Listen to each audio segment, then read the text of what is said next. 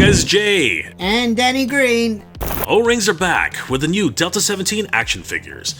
And to add to the atmosphere, we'll be placing the figures on this amazing diorama by Noah, aka Mega City Minis. Anyone living in the GTA, that's the Greater Toronto area, should be familiar with this scene as it's a miniature version of the old Jane Street subway station. And what an amazing set this is. From the weathering of the tiles to the lettering on the Jane Station identification and the debris strewn around the floor, this set is incredible. Just look at the gravel on the tracks and even more garbage. McDonald's cups, newspapers, and Coke bottles everywhere. Noah has outdone himself here. But in regular lighting conditions, this could be mistaken as a normal playset. But add one of these RGB lights from Ulanzi and the diorama comes alive. Add a second LED, this time in red, and we're really starting to cook. The mood changes so much, even giving it a kind of evil feeling. It's pretty amazing how much lighting can affect the overall look of a diorama. But then you shut off the lights, add LEDs, and bang, you have an environment. Add a second light to set the mood, and a third light, and suddenly you're telling a story. Hey Jay, don't forget about Shay Reed's newest dio. Yeah, I know it doesn't look like much now, but once Lee's finished putting it together, we'll see some magic happen. Guys, follow Shay on his Instagram to see more of his work. Now I know what you're thinking, this diorama looks pretty plain, right? But when you look closer, it has some fun little extras. Like this little box in the back. Flip it switch and you got hallway lights, whoa. Shay made this set to be modular so you can make new sets just by joining pieces together and moving them around. We'll be placing the Delta-17 crew into the set combined with Noah's Jane subway dial. Here we go, guys. Delta-17. Delta-17 is one of the newest players in the O-ring market, and I gotta tell you, they do not disappoint. Look at these amazing figures right here. We're gonna take a look at these, and I wanted to give a huge shout out to Delta-17 for giving us the opportunity to take a look at these figures up close and personal. First, let's take a look at Preacher. I love the packaging design for Preacher. It looks freaking amazing. The illustration is just out of this world. Huge shout out to Steve who made this happen. Holy crap, this is incredible. On the opposite side, they're pretty much all the same, except for the bio, of course, with Preacher here. He's got a data file card, and you can read that at your leisure, everybody. Let's take a look at Preacher. So Danny, what do you think of Preacher? Well, you know what, man? He's pretty sick. I love the fact that he's got a shiny goatee. His sniper rifle is pretty big. He's got nice camel pants. The legs. Look at the legs. The stand, of course, can't go wrong, right? But this guy's ready for action. Look, he's got all his gear here on his legs. And look, his backpack's pretty sick. He's holding his second gun here, right? So he's ready for action. Alright, the next figure we're going to take a look at is Rooster. And checking out his bio right here, you can tell this guy's armed and ready for combat. Love that mohawk. Let's take a look. And there he is, everybody. There's Rooster. Holy crap. This guy is honestly undercover in terms of like trying to blend in with his environment at least. Look at that mohawk. I gotta tell you, the Delta-17 sculptors worked overtime for all of these figures. They're all incredibly unique. I mean, obviously, a lot of them do share a standard buck, but when you come down to the overall details, they're not standard at all. I mean, they all have different thigh pouches, they all have different knee pads in the case of Rooster here. I mean, look at that. That's just insane. And of course, they all have unique boots. These are all wonderfully unique figures, and not a lot of reuse here at all. I mean, take a look at this gun. The gun itself is a wonderful sculpt and looks amazing. And then, of course, as we mentioned earlier, the deco. Look at that wonderful camo deco all the way until his face. And his face, again, is very unique. It doesn't look like Preacher at all, especially with that mohawk. That is just a standout feature. Coming around to the back, we can find out that he does have a backpack with an aerial and radio attached. Of course, he is apparently the specialist for radio communications. And yeah, man, he's always ready to radio in for support and actually communicate and coordinate with all of the other team members.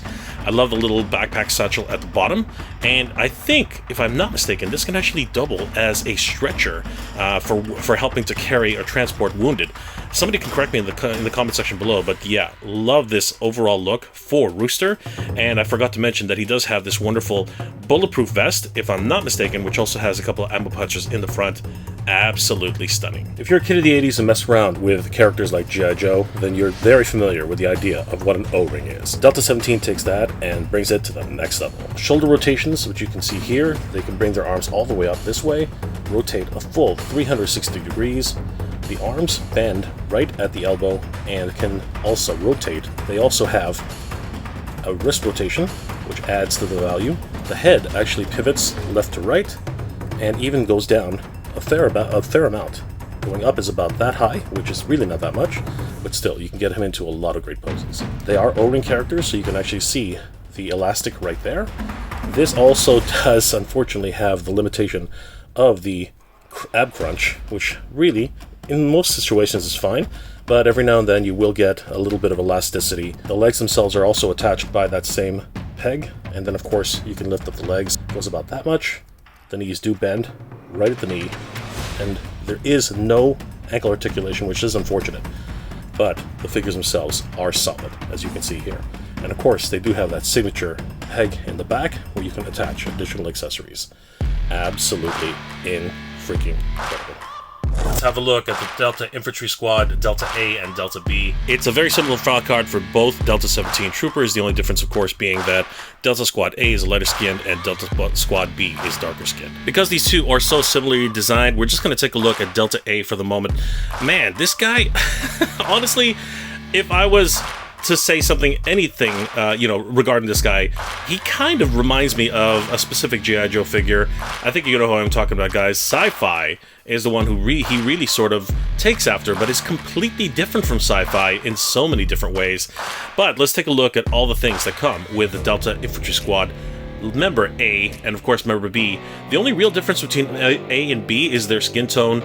A is a bit of a lighter skin tone, as you can see here. B is more of a darker skin tone, but I love that helmet. That helmet is... that thing really does remind me of Sci-Fi, or sort of kind of reminds me of Master Chief in a lot of ways. I think a bunch of us can see that. His overall attire is of a straight green fatigues. They look pretty cool, and that's offset with this, black armaments, wristbands, his overall gray bulletproof vest. He's also got those wonderful thigh pads with ammo pouches all across and a small sidearm right over there. And then, of course, he's got these unique boots. Again, each of the sculpts here on Delta-17 are absolutely unique. And, of course, they all come with that wonderful stand, which is very helpful, I gotta tell you, in helping these guys to stand up on their own. This is amazing, and if we come around to the back, we do see that the Delta A and B both come with a wonderful backpack attachment. Taking a closer look at the infantry trooper, we can see that he has a bazooka of sorts, an RPG if you will, and he actually comes with a number of ordnance, as you can see here, the actual shells themselves. And if we look closer here in the shells, we can see some unique indentations, as you can see there. Well, those are actually to pin into these little slots here, and what those do is they hold the actual missiles themselves, as we can see just by pegging them in just like that. So you can actually put in almost pretty much all of the complete armament of the Delta Squad A and Delta Squad B right onto their backpacks. This is a lot of fun and really help to give that sense of realism for the characters themselves. Just a lot of fun with that regard. He also has another holster just in case you don't want to be having him hold his fully automatic weapon.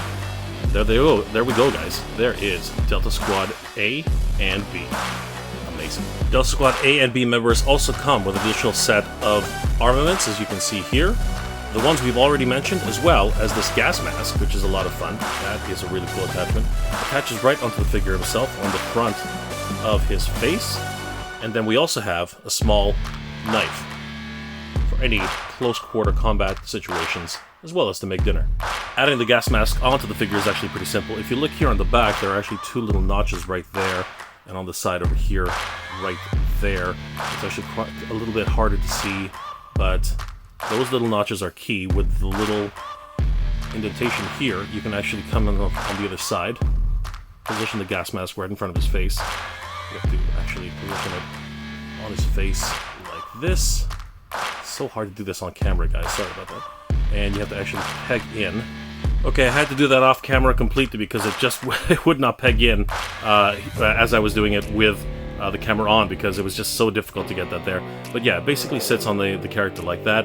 Pretty good, and you can continue to finagle with it, but for the most part, for this demonstration, that is the way he looks with his gas mask on. Amazing. Finally, guys, let's take a look at Shepard. Holy crap, look at that artwork. Again, huge shout out to Steve for this amazing work. Oh my gosh, this is absolutely crazy. There is the information for Shepard. Let's take a look at this Delta-17 leader. And there he is, everybody. There is Shepard. This is the leader of the Delta-17 squad, and holy crap, does he ever look unique. As a matter of fact, I dare say he's probably one of the most unique characters in the Delta-17 squad.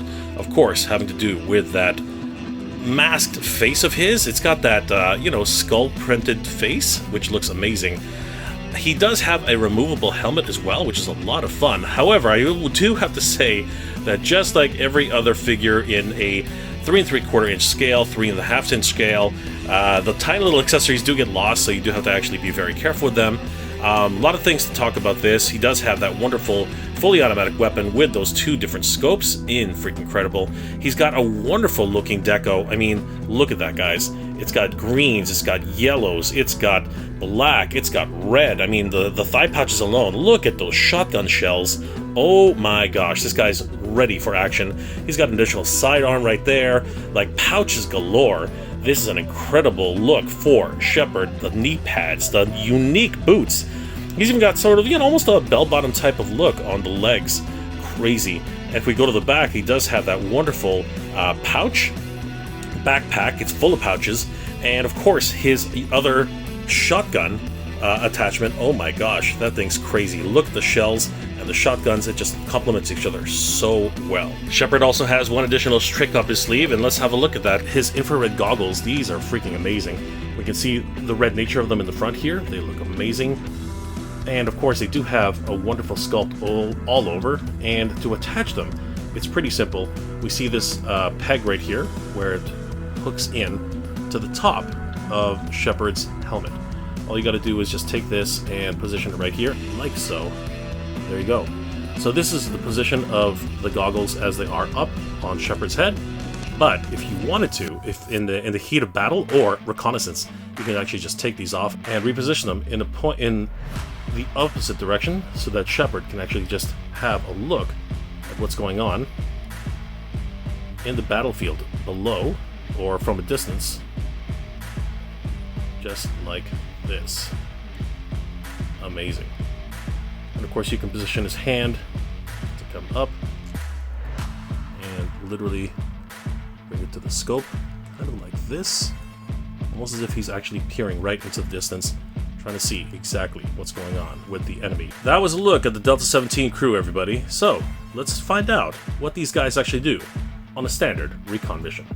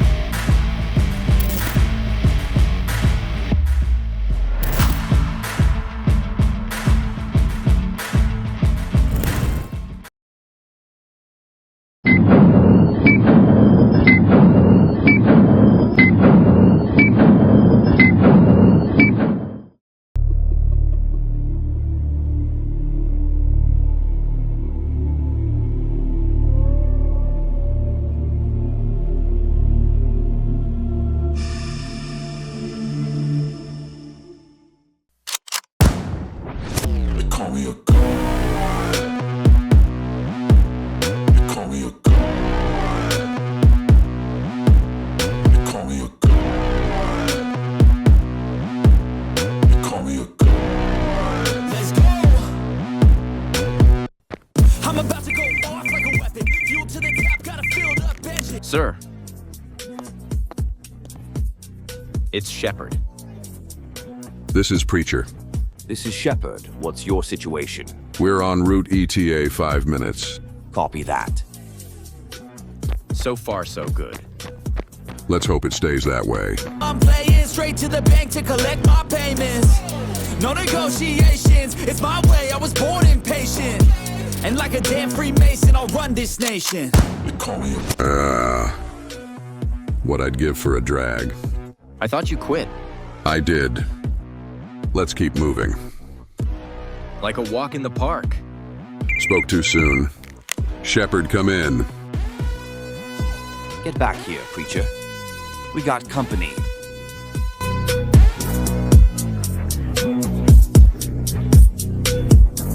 Looks like things are about to get serious with the Delta-17 crew. Huge thanks to everybody who helped make this video happen. Mega City Minis and Shay Reed for providing their amazing dioramas. And the lead designer for the amazing animatics. On behalf of Danny Green and myself, Mega J Retro, we want to thank you all for watching. Be sure to subscribe for more videos every week.